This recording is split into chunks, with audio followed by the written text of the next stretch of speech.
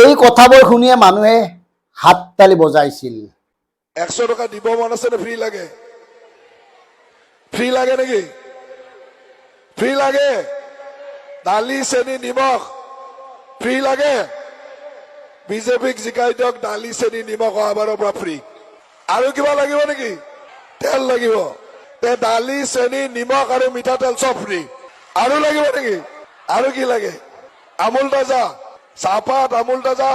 এইবাৰ আমি দালি চেনি নিমখ আৰু মিঠাতেল ফ্ৰী। ইয়াৰ পিছত চাহপাত আৰু আমুল তাজাও দিব লাগিব। দিব লাগিব নে?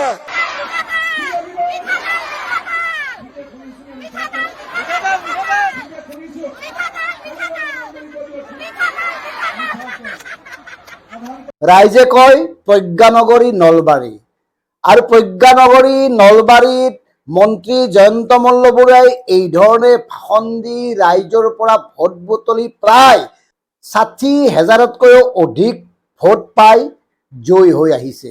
গতিকে আমি কম কি, ক'বলৈ আৰু কি থাকিল কি? এনেকুৱা কথাবোৰ শুনিয়ে যেতিয়া মানুহে হিয়া উজাৰি ভোট দিছিল বিজেপিক, এতিয়া ক'বলৈ আছে কি? আৰু এই কথাবোৰ শুনি একাংশ সচেতন লোকে লজ্জাবোধ কৰিছিল, এই কাৰণে যে নলবাৰীৰ মানুহে যেন জীৱনত কোনোদিন চাহপাত আমুল খায়েই পোৱা নাই। আৰু এনেকৈয়ে চলিছিল সমগ্ৰ অসমত নিৰ্বাচনী প্ৰচাৰ। চাউল দালি চেনি ফ্ৰী দিব, চাহপাত ফ্ৰী দিব, আমুল তাজা ফ্ৰী দিব, ফ্ৰীত নাচি থাক দুনিয়া। আৰু এতিয়া কি হ'ল? এতিয়া বন্ধ। কিয় বন্ধ হ'ল? সেইখিনি সময়ততো বাইদেউহঁতে আইমাতৃসকলে নাচিছিল। গেছো হৈ গ'ল, দালিও হৈ গ'ল, চেনিও হৈ গ'ল, নিমখো হৈ গ'ল, চাউলো হৈ গ'ল, অৰুণোদয় পালো, বৃদ্ধ পেঞ্চনো, বিধৱা পেঞ্চনো। যদি 1 লিটাৰ কৰি আমি মিঠাতেল পাই যাওঁ, ঝামেলা খতম। গেছো হৈ গ'ল। এনেকে অসংখ্য লোকে উলাহত ফাটি পৰিছিল, সকলো পালে। গতিকে চিন্তা নাই। এতিয়া কি হ'ল? য'ত স্বাস্থ্য ফ্ৰী নহয়, য'ত শিক্ষা ফ্ৰী নহয়, সেইখন ৰাজ্যত দাইল চেনি নিমখ মিঠাতেল বিনামূলীয়াকৈ দিম বুলি ক'লেই ৰাইজ উলাহত ফাটি পৰে। আৰু কি লাগে? চৰম বিত্তীয় অনগ্ৰহৰতাই দেখা দিয়া এইখন ৰাজ্যত বিনামূলীয়া টোপ দি কেৱল ভোট সংগ্ৰহ কৰা হয়।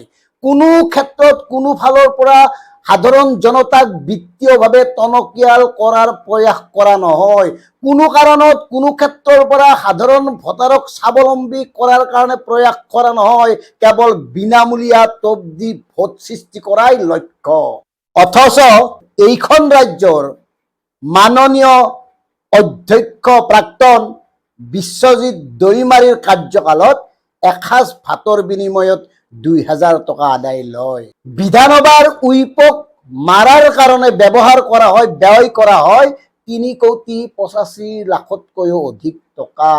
মাহে 3 লাখ টকাৰ পিঠা লাৰু খাই বিধানসভাৰ সচিবালয়ৰ কৰ্মচাৰীসকলে। চিন্তা কৰক। আৰু এতিয়া চূড়ান্ত অৰ্থনৈতিক মন্দাৱস্থা সৃষ্টি হোৱাৰ পিছত চৰকাৰে বাধ্য হৈছে বিনামূলীয়া আঁচনি বন্ধ কৰিবৰ কাৰণে। কি হ'ব অনাগত সময়ত? যদি বাজেটত ধন ধাৰ্য কৰা হয়, যদি কিবাকে অন্যবোৰ মেনেজ কৰি এইফালে দিব পৰা হয়, তেতিয়াহে পুনৰ এই বিষয়বোৰ, এই সামগ্ৰীবোৰ বিনামূলীয়াকৈ দিয়া হ'ব। অন্যথা কোনো উপায় নাই। কিন্তু উপায় কেনেকৈ উলিয়াব? উপায় উলিয়াইছে এওঁলোকে ব্যয় সংকোচনৰ নামত কিছুমান প্ৰশাসনিক পদ বিলুপ্ত কৰি। এতিয়া ৰাজ্যৰ চৰকাৰী বিভাগসমূহত পদ বিলুপ্তিকৰণৰ অভিযান আৰম্ভ হ'ব। আৰু ইতিমধ্যে মুখ্যমন্ত্ৰী ডাঙৰীয়াই ঘোষণা কৰিছিলেই 50 ঊৰ্ধৰ যিসকল এলেহুৱা অকৰ্মণ্য অদক্ষ কৰ্মচাৰী আছে তেওঁলোকক বিদায় জনোৱা হ'ব। আৰু ইয়াৰ বাবে এতিয়া বিভাগে বিভাগে তালিকা প্ৰস্তুতৰ কাম আৰম্ভ হৈছে। এনেকেই ব্যয় সংকোচন কৰিব লাগিব।